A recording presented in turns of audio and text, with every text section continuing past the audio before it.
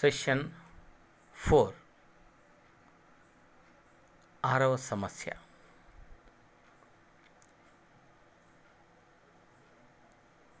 మనకు పటంలో ఒక దీర్ఘచతురస్రం కనపడుతుంది. ఈ దీర్ఘచతురస్రం యొక్క చుట్టుకొలత 72 మీటర్లు అయినా దాని పొడవు వెడల్పులు కనుగొనుము. ఇది మనకు సమస్య.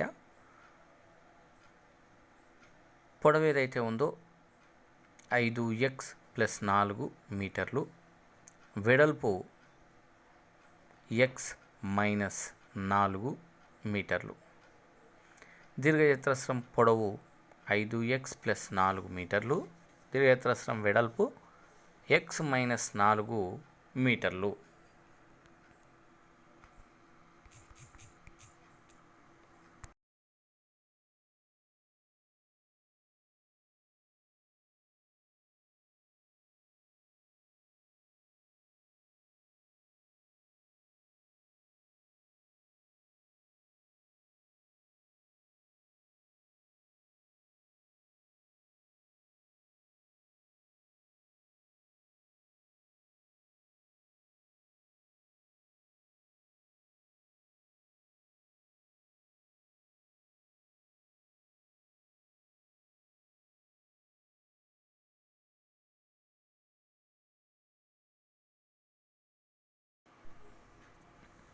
దీర్ఘచతురస్రం చుట్టుకొలత సూత్రం 2 పొడవు ప్లస్ వెడల్పు. అంటే దీర్ఘచతురస్రాన్ని చుట్టుకొలత అంటే దీర్ఘచతురస్రంలో 2 పొడవులు 2 వెడల్పులు ఉంటాయి కాబట్టి అది 2 పొడవు ప్లస్ వెడల్పు. దీర్ఘచతురస్రం చుట్టుకొలత మనకి ఇచ్చారు 72 మీటర్లు.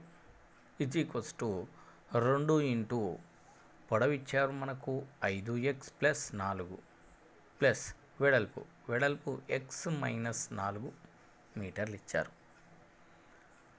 కాబట్టి 72 ఈజ్ ఈక్వల్స్ టు 2 5x+x+4 సజాతి పదాలను ఒక చోట రాసాం. అంటే ఎక్స్లని తర్వాత +4 -4ని సజాతి పదాలు ఒక చోట రాసుకున్నాం. 5xకి ఒక x కలిపితే 6x, +4కి -4 పోతుంది. కాబట్టి 72 is equals to 2 × 6x. 72 is equals to 2 6 12x.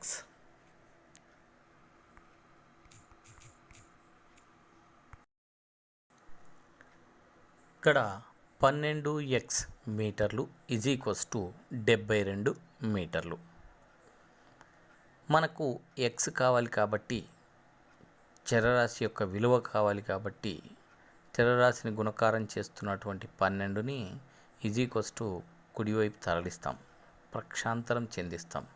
గుణకారం చేస్తుంది కాబట్టి పక్షాంతరం చెందినప్పుడు భాగాహారం గుర్తుగా మారిపోతుంది అది. కాబట్టి x ఈజ్ ఈక్వల్స్ టు 72/12 మీటర్లు. 12 6 72. x ఈజ్ ఈక్వల్స్ టు 6 మీటర్లు. దీర్ఘచతురస్రం పొడవు 5x+4. మనకి x యొక్క విలువ 6 మీటర్లు వచ్చింది కాబట్టి x ఎక్కడుందో అక్కడ మనం 6 ప్రతిక్షేపించాలి. కాబట్టి 5 × 6 + 4, 5 6 30 +4, 30 + 4 34. దీర్ఘచతురస్రం పొడవు 34 మీటర్లు. వెడల్పు x-4 is equals to x స్థానంలో మనకు x విలువ 6 వచ్చింది కాబట్టి 6 - 4. 6లోంచి 4 పోతే 2 మీటర్లు. అంటే దీర్ఘచతురస్రం యొక్క వెడల్పు 2 మీటర్లు.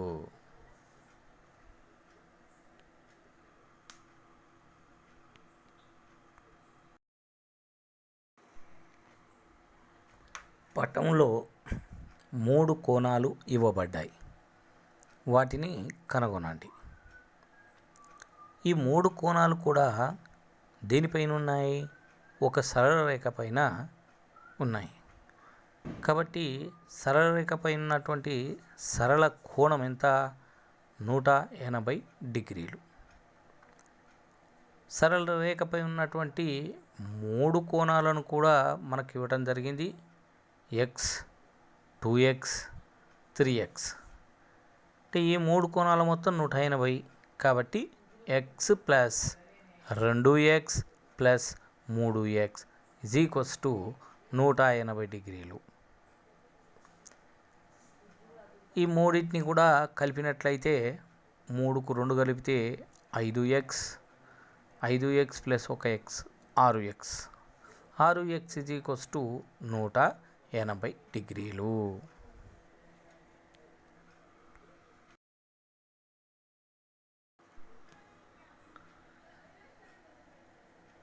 ఇక్కడ 6x ఈజ్ ఈక్వల్స్ టు 180.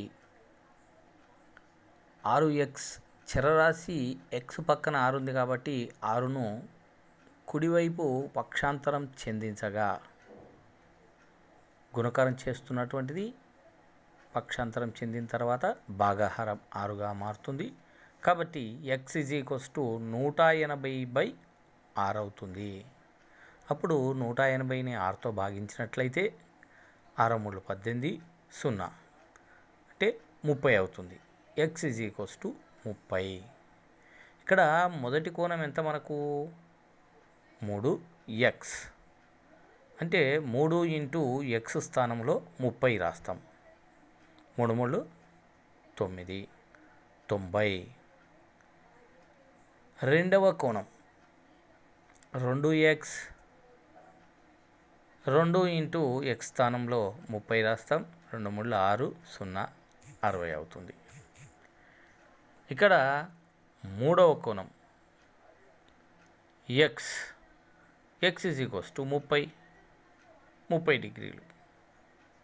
మొదటి కోణం 90 డిగ్రీలు, రెండవ కోణం 60 డిగ్రీలు, మూడవ కోణం 30 డిగ్రీలు. ఈ విధంగా మనం ఆ పటంలో ఉన్నటువంటి 3 కోణాలను కూడా కనుక్కోవటం జరిగింది.